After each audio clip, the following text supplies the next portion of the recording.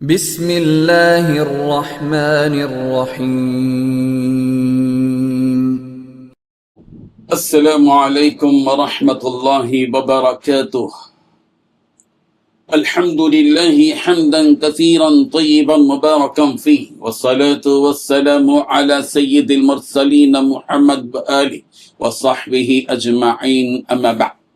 حاضرین و ناظرین، یہ درس سے قرآن نمبر 129 ہے اور آج سورۃ البقرہ کی 2 آیتوں کی تلاوت و تشریح کی جائے گی، آیت نمبر 153 اور 154۔ اعوذ باللہ من الشیطان الرجیم، بسم اللہ الرحمن الرحیم۔ یا ایھا الذین آمنوا استعینوا بالصبر والصلاۃ ان اللہ مع الصابرین ولا تقولوا لمن يقتل في سبيل الله اموات بل احياء ولكن لا تشعرون، صدق اللہ العظیم۔ لفظی ترجمہ یوں ہے، یا ایھا الذین آمنوا، اے وہ لوگ جو ایمان لائے ہو، استعینوا مدد حاصل کرو، بالصبر صبر سے، والصلاۃ اور نماز سے، ان اللہ بے شک اللہ مع الصابرین صبر کرنے والوں کے ساتھ۔ ولا تقولوا اور تم مت کہو، لمن یقتل جس کو قتل کیا جائے، فی سبیل اللہ اللہ کی راہ میں، اموات ان کے مردہ ہیں، بلکہ احیاء وہ زندہ ہیں، ولکن لا تشعرون لیکن تم ان کے زندگی کا احساس نہیں رکھتے۔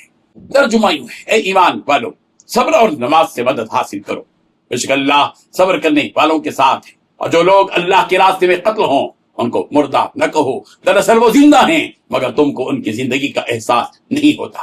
ان 2 آیتوں میں اللہ تبارک و تعالی نے 4 باتیں بیان کی گئی ہیں۔ پہلی بات، اے ایمان والو صبر اور نماز سے مدد حاصل کرو۔ دوسری بات، بے شک اللہ تعالیٰ صبر کرنے والوں کے ساتھ ہے۔ تیسری بات، جو لوگ اللہ کے راستے میں قتل ہوں ان کو مردہ نہ کہو، دراصل وہ زندہ ہیں۔ چوتھی بات، مگر تم کو ان کی زندگی کا احساس نہیں ہوتا۔ بزرگان محترم، اللہ تعالیٰ نے ایمان والوں کو حکم دیا ہے کہ اپنی زندگی میں 2 چیزیں اختیار کرتے ہوئے اللہ کی مدد حاصل کریں، ایک ہے صبر اور دوسری ہے نماز۔ صبر کا مطلب صرف یہ نہیں ہے کہ کوئی مصیبت آ جائے تو برداشت کر لیا جائے، بلکہ صبر یہ بھی ہے کہ اپنے آپ کو اللہ تعالیٰ کی عبادت اور اطاعت میں لگائے رکھا جائے، اپنے نفس کو گناہوں سے دور کیا جائے، اپنے اوپر آنے والی مصیبتوں کو اس طرح برداشت کیا جائے کہ ہم اللہ کے اس فیصلے پر راضی رہیں۔ جو ایسا صبر اختیار کرتے ہیں ان کے لیے بے حساب اجر کا وعدہ ہے۔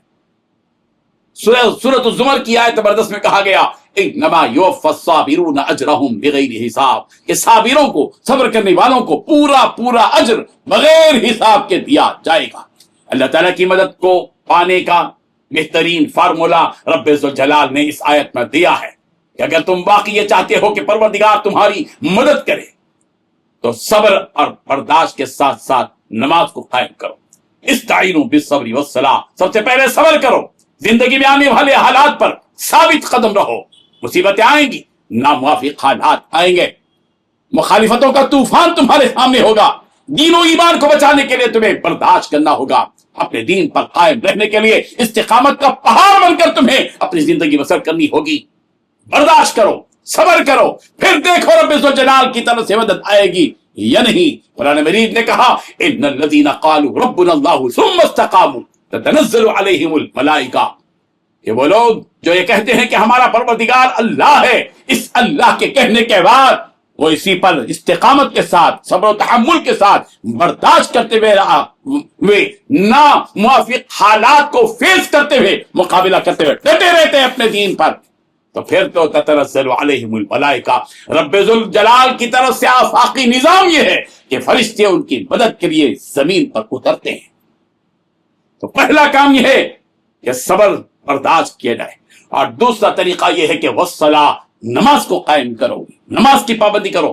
جو شخص نماز کی پابندی کرتا ہے، آنے والے حالات کا صبر سے مقابلہ کرتا ہے، تو وہ اللہ تبارک و تعالیٰ کی مدد کا مستحق بن جاتا ہے۔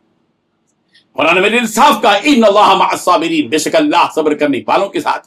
ایک کمزور اور محتاج بندے کے لیے اس سے بڑھ کر خوشی اور سکون اور اطمینان کی بات کیا ہو سکتی ہے کہ اس کا پروردگار اس کو یہ تمانیت دے رہا ہے کہ اگر تم صبر والی زندگی گزارو گے تو ہم تمہارے ساتھ ہیں، اور جس کے ساتھ اللہ ہو اس کی کامیابی اور نجات کے بارے میں شک ہی نہیں کیا رہ سکتا۔